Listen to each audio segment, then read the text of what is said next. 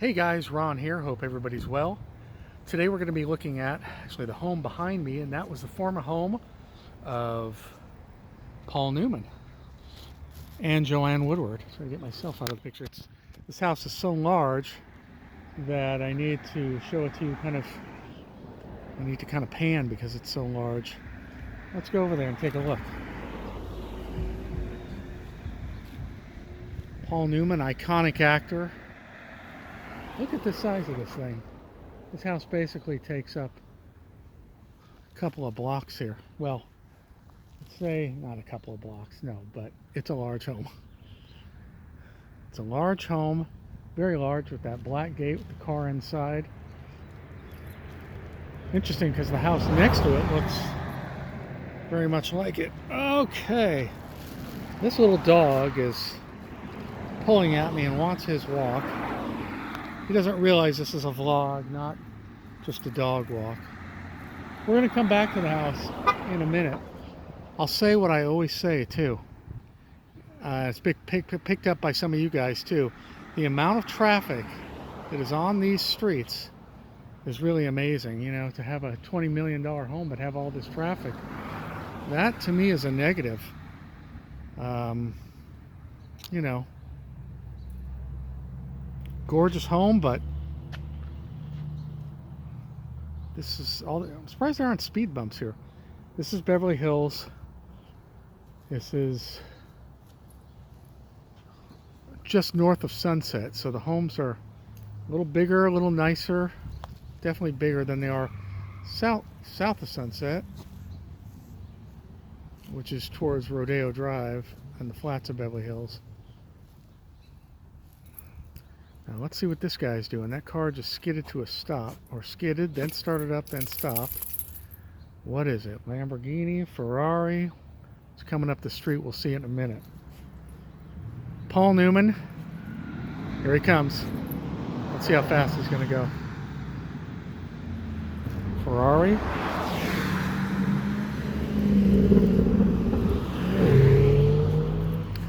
I don't know why you have that sometimes here. Ferrari, wasn't it? All right. So Paul Newman, classic actor. Was a race car driver as well. In fact, he's the one who got Tom Cruise into racing during. He got him interested in the film Days of Thunder, which is also where Tom Cruise met his future wife, Nicole Kidman. Of course, now I'm talking about Tom Cruise, and I actually have a vlog on the house that Tom Cruise and Nicole Kidman lived in. Saw Tom Cruise's cousin once, William Mapother, who's in a fertility clinic in Beverly Hills. He had a nice role on the TV show Lost. So I almost went up and said, Ethan, that was his character's name, or how's Tom? But then again, we were in a fertility clinic, so you have to be careful about HIPAA rules and violations. Anyway, so I'll show you some of this neighborhood. Whoa, look at those homes. Beautiful, huh? Sounds like that Ferrari may be coming back, huh?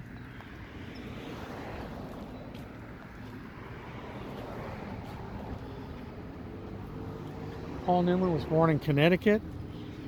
He served, I believe, 3 years in the Navy during World War II, actually in the Pacific Theater. I don't know whether the ship saw action or not, but I believe it did. Well, and I've got to pause for one moment because when you're with a dog, sometimes that happens. Hey, do you see that? Starline Tours.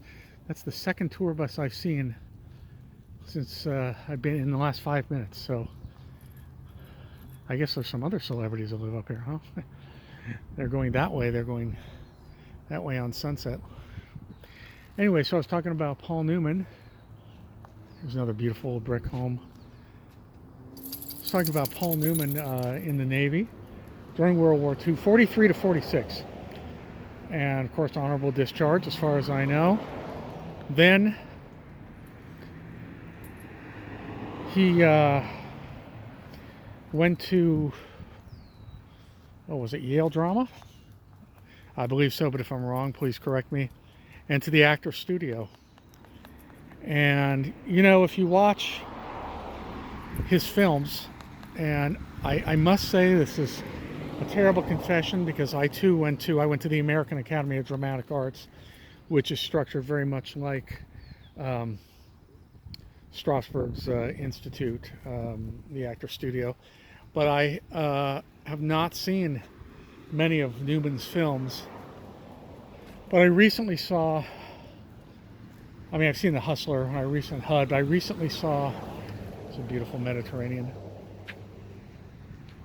I recently saw Cool Hand Luke, which is an iconic film. And I'll tell you, I think it was 1958. But I'll tell you something. You know, you really look at, this is just my personal opinion. You look at the actors of those days, and they were really, this is another tour bus? No. And they really had particularly Newman had a gravitas. He had a real sense of, well, I guess you'd just say charisma, which is gravitas, kind of the same thing. Real charisma that I wish more actors had today. He didn't have to be a tough guy, excuse me about that, but he wasn't, you know, soft either. He was just a guy. And he could really, as an everyman, play either role. And I really admire that. I always had confidence in myself acting, playing character roles. It's easier and sometimes more fun to hide behind costume or makeup or put on an accent or play a bad guy. But Paul Newman could really be everybody. He could be an everyman. And like I say, a lot of gravitas, a lot of charisma, and but also that's part of that World War II generation that I admire. My father was one of those, except he was from New York and Newman was from Connecticut. Okay, well, I think we're going to take a little walk around the neighborhood here because I don't seem to have a choice. And then before we conclude, we're going to be back to the house. You see this gloomy day? This is mid-May in Los Angeles, and boy, you'd think it would be, it was like beach weather a week ago. There's a beautiful little house behind me. But no, it's gloomy and cold. Okay, folks, we'll be back to you in a second. So you never know what you're going to stumble on here. That house on the corner was Lucille Ball's house, and there's a limo and either drivers or security guards in front of it. And it looks like some guys across the street there also with black cabriolets. So somebody still lives there or is coming up there. And yes, another Hollywood tour bus. Here they come. And they're going to stop in front of the house and say, "This was Lucy's house." Right in front of the limos. Good gig, huh? You come here from another country or another state, get on the tour bus, they take y'all around, and maybe they're going to chat it up with the guys and say, "What the hell are you doing in front of Lucy's old house?" But it's a good gig. You jump on the tour bus, they take you around, they tell you a little bit, you can do your own filming, but I do it my own way. What are we on now? Roxbury, yeah. A lot of people lived on Roxbury. Jimmy Stewart, before they tore his house down, and Jack Benny lived up there near Lucy. That's where they're stopping now. Now they're stopping the tour bus. It says Star Tracker. They're kind of ripping off the Star Trek logo, the blue van up there. Now they're in front of, they did Lucy's house. Now they're in front of Jack Benny's house. Jimmy Stewart's house got torn down, and they put a new house up there, which is why I haven't done it. As far as our subject today, Paul Newman, unfortunately he was a very heavy smoker, which was typical of people from, you know, the Surgeon General warning didn't come out until he was, I guess, in his 50s. No, sorry, he was in his probably early 40s or late 30s when the Surgeon General warning came out in 1964. And sorry about that. You don't need to see a bag. Who did this? Who tied this on here? Not me. Paul Newman died of lung cancer. And Joanne Woodward, God bless her, she's still around, thank God. Okay, in a moment, unless something else really interesting comes out, we'll be back out in front of the house before we conclude. Hold on, folks. See you in a minute. Okay, well, something interesting always does come up. I had forgotten that house there on the corner, you see it there? That was the actor Peter Falk's house. I believe his wife is still there, and there are 3 really loud dogs. No matter what time, day or night you come, especially at night, because I've been here at night, these dogs will come out and really bark, and they come right to the gate. She has 1 big dog that barks and 2 little yappers. And I've been here at 11 o'clock at night when there's not a soul around, and look at that lawn, and the dogs will just, come on, here you go, come on, let's go. The dogs will just go crazy on you. So everybody a lot of people like this particular block. That's the corner of Peter Falk's house. That's it. Look at that. I think that lawn. You could really appreciate it from here, but looks like a security guards are hugging, and the other security guard just joked and said, "None of that on the street." That's security guard humor. I assume they're security. That lawn is so well manicured. It's like a football field. Here comes another tour bus. Here comes Star Trackers again in the van. They're going to be also going in front of Lucy's house in a minute. There they go. Here, I'm going to film them. Peace out. Yes. There they go. Everybody loves celebrity homes.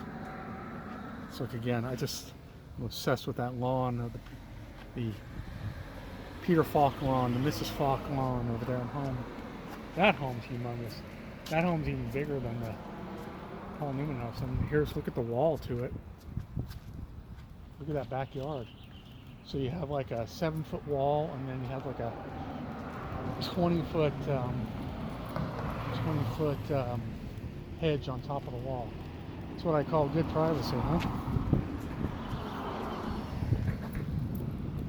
All right, so in a minute, I know I keep saying it, but as promised, we'll be back in front of Paul Newman and John Woodward's home.